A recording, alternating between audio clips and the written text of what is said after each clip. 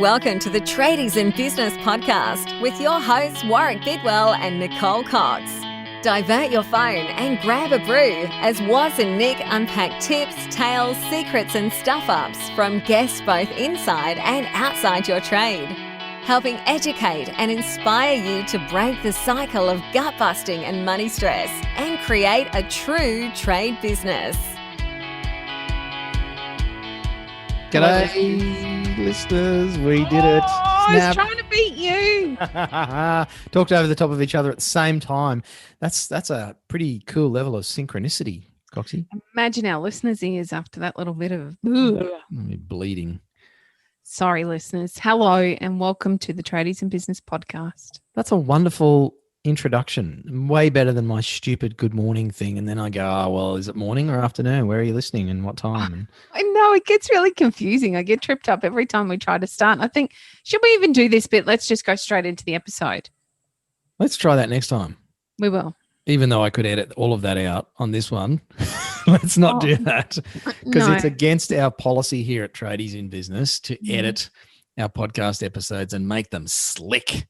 We are an edit-free zone. You get what you're given. Sorry about that. We do try really hard to give you what we think you want. As my 9-year-old daughter often says, you get what you get and you don't get upset. Correct. But I still get upset sometimes.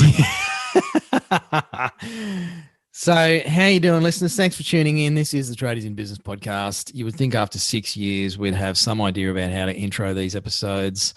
Several, we've done it, I don't know how many hundreds of times now. It's lots. We are talking not about ums today, but about pulling your fingers out, Coxie. You know, my grandfather used to pull that joke on me and I didn't really enjoy it. Pulling your finger out? Pull my finger. Oh, pull my finger. Yeah. One of my uncles did the best version of the tip of his thumb coming off. Oh, yeah. He was so good at that. And then another one used to do the thumb between the fingers and you'd have a look and then he'd punch you in the nose. Yeah. Oh, that was always you got when we were kids. That was Dad stealing our nose and sticking it in between his hands. And I grew up thinking Dad was, Dad, typical dad joker. But my kids used to cry because they thought that he'd really stolen their nose. Traumatizing children everywhere since 1972. Good on you, Gazza. That's hilarious. So start lines, Coxie.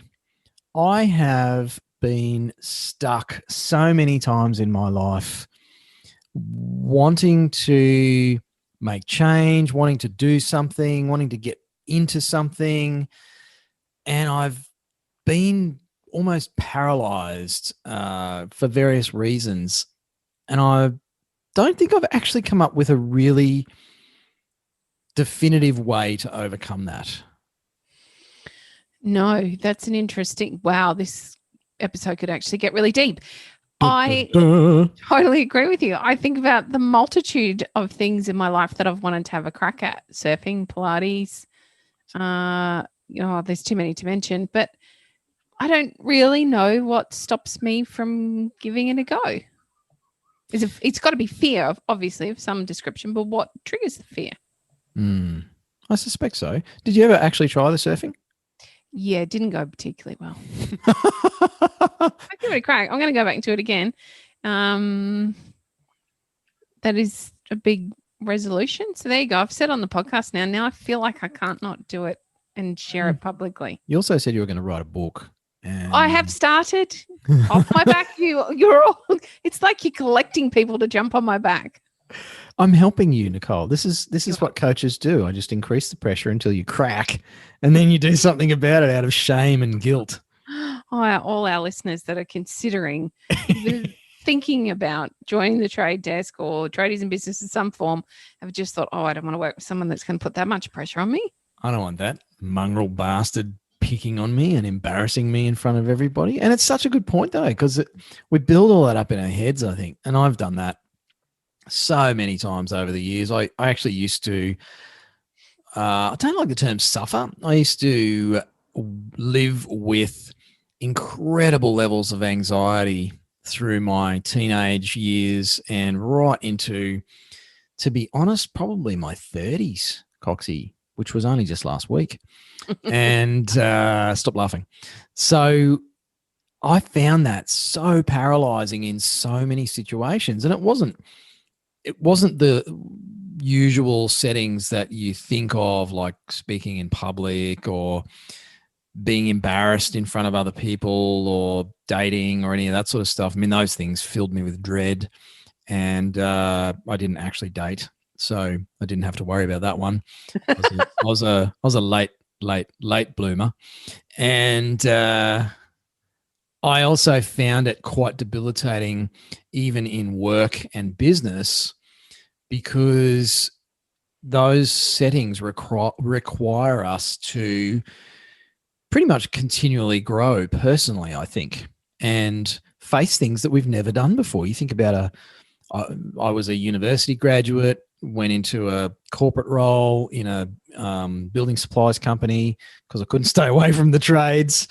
And every day I just felt fear about the stuff I had to do and learn, and about making mistakes. I was so worried about getting things wrong and making mistakes. And I had one boss who was a particularly nasty man who just made me feel like the size of an ant when I didn't know how to do certain aspects of my role. And rather than train me, I got punished by having to work back late to fix it up or figure it out for myself. And I think some of those early experiences really made it worse, to use a big word. They exacerbated it. And as I said, Coxie, at the top of the episode, I don't think I've come up with a short, sharp answer, clearly, because Woz is waffling again, on how to actually overcome that for people. I think maybe it comes back to what we were joking about, is, me shaming you into writing your book. But I think sometimes that external pressure can be positive as much as it can be negative. Mm-hmm. Have you, why didn't you do the surfing thing? It was fear of what others would think of me when I wouldn't know how to do it. So very similar to what you've just languaged. It's like not knowing how to do it. You know what? It all comes down to vulnerability. I have to be vulnerable enough to get out there, fall on my face, make a fool of myself, get up and try it again and again and again. And I was never comfortable with that vulnerability because it's a later life thing to me. I didn't grow up in a surfing family. We used to do it for sport at school, but that just really actually meant I sat on the beach for Wednesday afternoons. But my brother surfed, but my dad didn't. So there was no family environment in which to learn.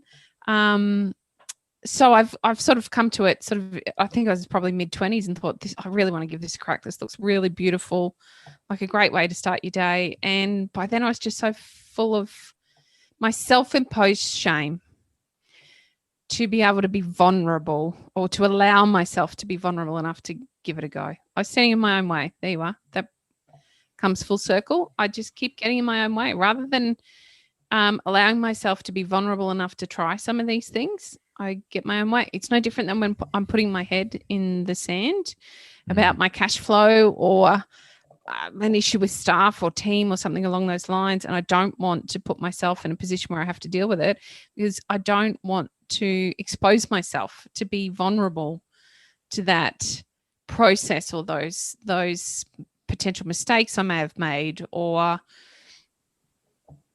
I don't know, that just being that vulnerable can be super challenging. I think that's what it is. How do you make a change? Best thing I ever did was many years ago, I made a just say yes rule for the year, and it totally changed my life. Absolutely changed my life. It opened doors I couldn't believe that it would open.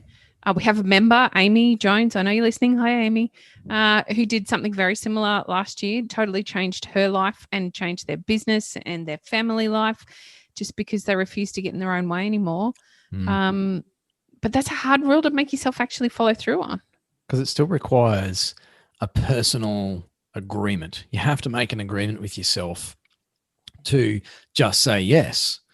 And not then listen to the other voice in the head that says, yeah, but if you say yes and it doesn't go well, imagine the embarrassment or the loss or the pain or whatever else that we build up inside our own minds. I have seen a lot of people get stuck with this, not just myself, over the years as a coach and a mentor. And I've coached both in the business space and in the sporting realm. And it's fascinating to me, Coxie, because as a coach, I think I know I'm guilty of sometimes doing the whole, just do it, man or woman. Like, just do it. Just get up and do it. Just make a choice. And that's a bit sloppy from a coach's perspective. It's probably showing a lack of understanding and empathy, because I've been stuck in situations where I know what I should do. I know what I want to do. And yet I just seem to not be able to get going. I can't get off the start line. And it's that can't word that's really tricky, because there is no such thing as can't. Unless you're talking about flying unaided to the moon without a pressure suit and a spacecraft. Like, yeah, there's some things we can't physically do because of the rules of nature. But the stuff that we generally say can't about, it's not true. We're choosing not to, and that's okay. And I feel like for me, both for myself and clients that I've worked with over the years, even just acknowledging that we're choosing not to get started can be quite powerful. It names it, and then it's like, okay, well, that doesn't make sense to choose that. So, well, why am I not starting? Is this actually real? And how bad would it be if I just took one little step off the line and just moved off the start line a little bit, because I could always jump back, you know? Maybe we can put a little safety strategy in place. Like, no one really saw me start, did they? That was a really dodgy step. I'll just go back. And strategies like that can be quite helpful as well. I know what I've taught my children. Funny how it comes to you. One of the things I set out to do as a parent was expose my children to as many varied situations as possible, so that they would always have a bank of time to draw on should they get into a situation they'd never been before.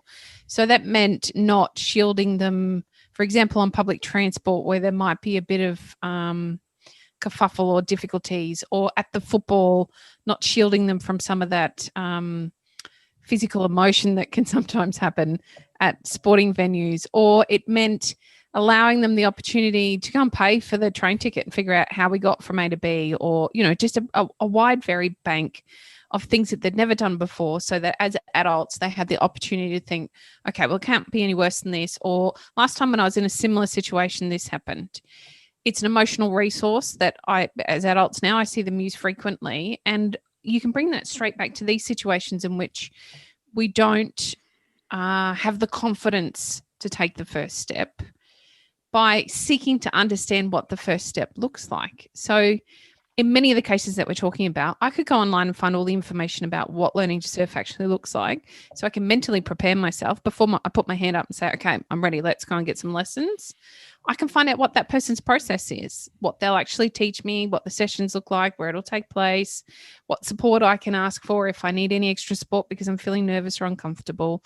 Or same even in my business, if I was going to do working through my cash flow or something and I knew that I didn't know it all, perhaps I could reach out to my accountant or my business advisor and just say, hey, I'm feeling really uncomfortable about my cash flow. I don't actually understand it. I feel really silly that I don't understand it, but I'd really appreciate your support to help me understand that. Could you explain to me what that might look like, so that I have an understanding before I go, so I can see that there is no room for shame. I don't need to be embarrassed. It's okay not to understand these things, and allow myself to be supported, which gives me the space to actually step into that vulnerability, knowing that someone or something has got my back. It's not the worst case scenario. I'm catastrophizing it to be in my head. It's not going to look like that. It's actually going to look like A, B, C, D, E, F. And then you'll get to the end of that journey. I think that can be really beneficial when you're stuck. Yeah. And it relates to that, Coxie, that I've done with people over the years of, okay, so what you're focusing on now is worst case scenario, or, people talk about being devil's advocate, and it's like, well, that's great. That's also called being a negative Nancy. And so they're valid considerations, and you should absolutely look at, well, what are the possible negative outcomes? What's the greatest risk here? If you're fair and honest with yourself and do the other side of the ledger and say, okay, well, what about best case scenario? And you and I have been doing that recently with some of the things within our own business and, personal lives, chatting about some stuff that's going on. And so, okay, well, what's worst case and what's best case? And often when we look at best case, like, wow, best case is freaking awesome.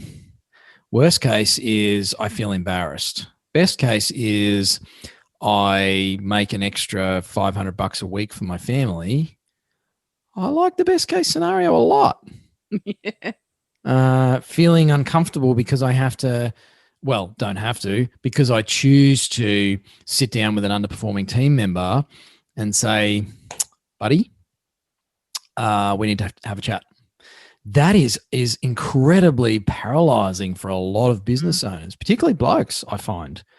It's incredible to me how many men struggle with that leadership conversation, with that assertive conversation around some of these things. Picking up the phone and calling someone who owes you money for work that you've completed and materials you've paid for and saying, hi, it's Warwick from Tradies in Business. Just give me a call to see how you're going with that invoice that was due 3 years ago. And that is so uncomfortable. The thought of the confrontation and the conflict is enough to stop people picking up the telephone. And yet the best case scenario is that you get that $10,000 invoice paid, or maybe half of it. Or, a middle path scenario is you get $1,000 of it, and that's enough to pay wages this week. And then you don't have to deal with that confrontation and conflict. So some of these things actually cascade in business, especially. But I think if you do a proper job of this, we're all really good at the worst case scenario and the catastrophization, as you said, Coxie. A lot of us could actually do a much better job of adding in the other side of the ledger and balancing the books on, well, what's the best case? And then see if you can move a little closer to best case scenario. I think it's important too to remember why we're doing what we're doing. I see with trade business owners frequently the disconnection between family and business, and understanding that we've gone into business either to provide a better life for our family, to provide some flexibility for our family, to have a higher income for our family. And we forget that when we need to ring to get a bill paid, or we forget that when we've got an underperforming team member, or we forget that when we need to take on some extra support to understand our cash flow or whatever it might be in our business. We forget why we're doing this, why we're making ourselves vulnerable and taking that step to get the support that we need in one form or another. I forget why I want to learn to surf, because it looks like fun and I'd like to be the cool mum for a change. Well, isn't that enough of a motivation to actually just pull my finger out and go and give it a crack? Maybe To me, not. it is. No, well, it might not be. Yeah, I guess for some business owners, maybe, for some people, full stop, maybe that isn't. Maybe there's another reason they need to do so. Yeah, and that's the point I was hoping to make there, Coxie, is maybe it's more than one thing. Maybe we say, well, that's enough of a reason, and yet we're not moving. So, well, maybe we need some more reasons. Maybe we need to think a bit more deeply about the impact this is having by staying stuck on the start line, by not getting going. We talk a lot about you listeners. We get lots of feedback from listeners saying, yeah, I've been listening to the podcast for 3 years and I thought it was finally time to join the trade desk or get in the group or get in touch with you guys about the business. And we think, holy crap, imagine if you'd done that 2.5 years ago and not waited 3 years to talk to us. We all have our own threshold of how long we will tolerate things before we move off the start line. And that's what we're hoping to encourage you listeners, is to look at where you're at, look at where maybe you're a bit stalled on the start line, the engine's stalled. Maybe you need to get some people to give you a literal push off the start line and clutch start this baby and get it going. It's a great point that you make. Sometimes fear can be totally diluted by just having a conversation with someone else. And it might be, if you're the tradie, have a conversation with your wife or your partner about your fears around taking on some help or support, or have a conversation with a professional around what it actually looks like to do what they're doing. Could that actually be suitable for you? Or have a conversation with one of your other tradie mates about what they're doing and how they're getting the support or whatever it might be within their business to help them. I think the old adage, a problem shared is a problem halved, would be really valuable in a time like this to help prevent the grip of fear. Yep. And I just keep coming back to that idea that you're currently stuck somewhere in your life, in your business, whether it's with your health, your relationships, your finances, maybe it's your staff, your systems, perhaps it's getting paid by your debtors, wherever it is, and there's something you're afraid of that keeps you there. Sometimes we can't even identify what it is. Most often, the worst case scenario is you'll be embarrassed, you'll feel stupid, you'll feel uncomfortable because of the conflict, you'll get into an emotional argument with someone about something. None of that stuff is actually going to kill you or cause you physical harm. Look at the other side of things, and it's almost like this invisible third aspect. I talked earlier about the ledger and having a look at, best case scenario, but often we don't consider some of the not about us impacts of staying stuck. If I don't work on my health and I'm a dad and I've got health issues, I'm overweight, I'm lethargic, maybe emotionally I'm not feeling great and I'm angry all the time. If you stop and think about the impact that that's having on your family, on your kids, sometimes that can actually be quite a good push start to get you off the start line and going, because it's no longer just about you. It's about people other than you, something bigger than you that matters a lot to a lot of people. And I'll be honest, listeners, I've blackmailed a number of clients over the years by rubbing their nose in the impact that some of their stuckness is having on their family. Because I know if someone did that to me, and it's actually been done to me by coaches over the years very effectively, it has got me moving and moved me through fear to take more action, because I realize, even though I know it inherently, I realize that, holy crap, this is really impacting my family. This means I can't go on a holiday with my family this year, or my kid can't have something, or, I'm a miserable bastard when I come home and they're not getting the best of me. So sometimes it's that sort of invisible third impact that we don't consider.